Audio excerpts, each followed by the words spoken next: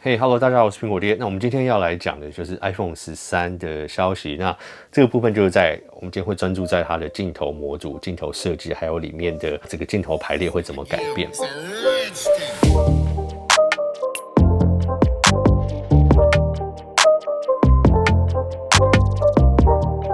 OK， 那关于这个部分，目前好像除了说它的镜头里面使用的模组啊、感光元件啊，还有它的光圈之外，但是镜头重新排列设计这个部分，好像比较没有人去讲到。那我们今天就来讲这个部分。关于这个消息，我上次好像有在会员影片有大概提到一点，因为当初还没有一个很明确的消息，那我也在跟来源确认说，你说的镜头重新排列这个方式是到底会怎么样？那他后来有画一张图给我看，说会是什么样。OK， 好，那我们就先来跟大家讲这个部分。好，第一我们就先来看，这个是 iPhone 12 Pro Max， 那这个是 iPhone 12 mini 的，这个算是一个 demo 机，不是真的可我就让你们大家看一下。我就问他说，如果你说 iPhone 13跟13 mini 的镜头会重新排列的话，它会以什么方式重新排列？那他跟我讲说，下面这边这个镜头维持在原来的位置，那上面的镜头会向左边这边移。OK， 那这个闪光灯的部分就跟这个镜头位置交换过来，然后麦克风的地方移下来。OK， 那大致上是这样的排列。那我就在想说，为什么会做这样的重新排列？到底因为这样会不会比较好看呢？这个让你们自己来看看，你们自己觉得怎么样？我个人觉得应该是还好，可我相信如果这样移动，应该是会被一些人骂爆。OK， 好，那我们就来聊聊看，这样可能性在哪里？为什么他会需要做这样重新的设计？我们就先以预期说，它最终的设计版本还是会像他这样讲的，镜头重新排列好了。那我们先回来看12 Pro Max 这边，12 Pro Max 这次的主镜头是在下面。OK， 那这也是12系列里面唯一一个主镜头在下面，那应该也是自 iPhone 有2颗镜头以上以来第一次它的主镜头不是在上面角落这个位置。那为什么这次12 Pro Max 的主镜头要移到下面？因为除了它的感光元件模组都比较大之外，它里面也有防手震，所以这种时候如果你去看它里面的照片的话，它镜头模组其实是整个大到下面来，并不是只有上面这个部分。所以因为这个原因的话，上面这个角落就并不够空间去放主镜头，所以主镜头移到下面这个位置。现在我们目前知道的消息就是说 ，iPhone 13系列他们所有从13 mini、13 Pro、13 Pro Max， 他们的主镜头都会变成像至少感光元件像 iPhone 12 Pro Max 的系列这么大。那移到下面的话，那我们看 iPhone 12跟12 mini， 它整个镜头的模组其实还是比较小的。那这种情况下，如果你要把它拉大的话，那它势必这个镜头跟镜头的间距可能就会变比较远，或者说它这个框框会变得做的有点太大。那如果这种时候它把上面的镜头用斜对角的方式把它往另外一个方向移的话，那这种时候不管说它的主镜头是要放在上面这边这个角落呢，或是下面这个角落，它都是比较有空间可以去放。那对于镜头间的间距也可以不用拉得太开，所以这个是我的想法。那这也是一个我想着我觉得比较合理，有可能去做这样改变的一个原因。我觉得应该不太会去改变我会不会买这台电话应该不会是一个很重要的因素啦。可是我相信，因为其实当初这个2筒啊、3筒、5筒都很多人在骂了，我相信如果这样一改的话，搞不好人家会觉得更丑。但我觉得大家骂丑归丑啦，其实如果真的需要，或者它的相机拍出来的效果很好的话，大家都还是会去买。那我们再来就来讲它这个镜头里面会有什么样的改变，就是它的镜头模组的部分。那我们就先来讲小支的13 mini 跟13。那下面这个镜头它会变得像iPhone 12 Pro Max 这一颗，那就是说它的感光元件会是1:1.7寸的。那这个还没有到其他厂商目前那么大，那我是希望它还是可以再大一点。可是目前看起来的消息好像13 Pro Max 就会跟其他3台有一点差距。那另一颗超广角镜头呢，这一次也会有一个很大的升级。那除了感光元件也相对变大之外，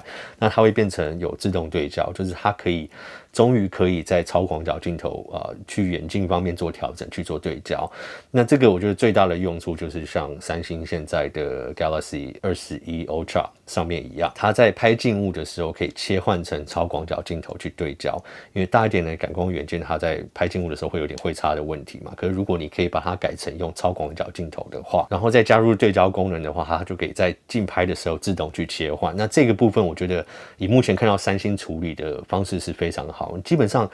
不太会有感觉它在之间做了镜头的切换。你要近拍的时候，他会跟你说他们现在会在拍静物的时候自动做切换。除了这样的话，你看不太出来。那我也希望苹果用这样的方式去解决竞拍的问题，不然现在的12 Pro Max 其实在竞拍实物的时候是有一点困难。那更尤其是你如果先前习惯用其他系列的 iPhone 去拍实物的时候，那现在换到12 Pro Max 是不太方便，不管是拍一些 QR code 啊、拍文件、拍实物的时候，你都会感觉到它竞拍的能力是不太够的。好，那我们现在就来讲13 Pro 的地方。13 Pro 的话13 Pro 跟 Pro Max 的话，都还是会维持3颗镜头的排列，那还是会有 LiDAR 在上面。那这个地方呢，我们还要讲到的就是说，它的超广角镜头，就像我们刚刚讲的，也是一样会有一个很大的进步。那据说在长焦镜头的地方，就不会有一个很显著的进步。那这一点我觉得比较可惜，因为在三星上面，我们都看到10倍的这个光学变焦。那苹果据说要在2023年，就是 iPhone 14的时候才会去加入这一类的镜头，所以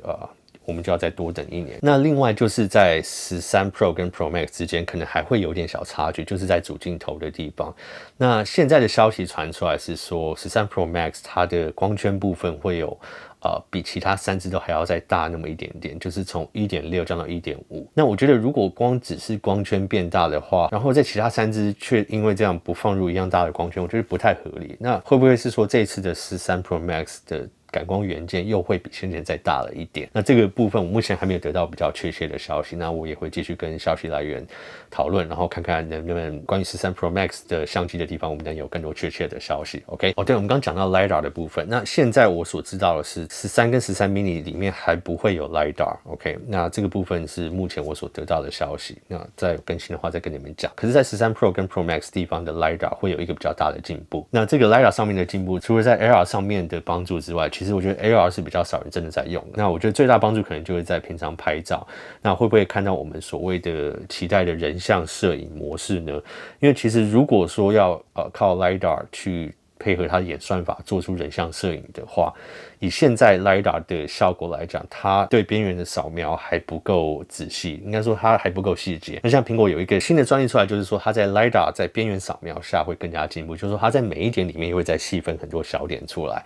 那这种时候，它在同时一个点射出去的时候，那它在它这个点单点的边缘可以再做更细节的判断。那这种情况下，如果它要搭配它的演算法，在做人像模式录影的话，它可能性就比较大。那就算只是用一般的人像模式拍照，我们都可以看到它有更好的效果。看起来苹果就是要很依赖 LiDAR 的方式来做它的人像模式。那这个跟 Google 的做法就有点差。我们看到先前 Google 的 Pixel 3开始，其实它用单颗镜头的人像模式表现就非常非常的好。那这个就是每个厂商它走的方向跟模式不太一样。可是如果 LiDAR 可以发展的越来越好的话，那我觉得苹果也是在看他们将来的苹果汽车，因为苹果汽车据说还是会非常的依赖 LiDAR 来做它的自动驾驶。虽然 Elon Musk 说LiDAR 并不是一个可以拿来依靠当自动驾驶扫描的一个工具，但这个就很像我们刚刚讲的人像模式摄影一样，这个每个厂商有他们自己觉得最好的解决方式。那关于苹果汽车将来会选择什么样的方式，我觉得也看看现在苹果在他们所有的装置上面有 LiDAR 之后，他们数据收集啊、分析判断之后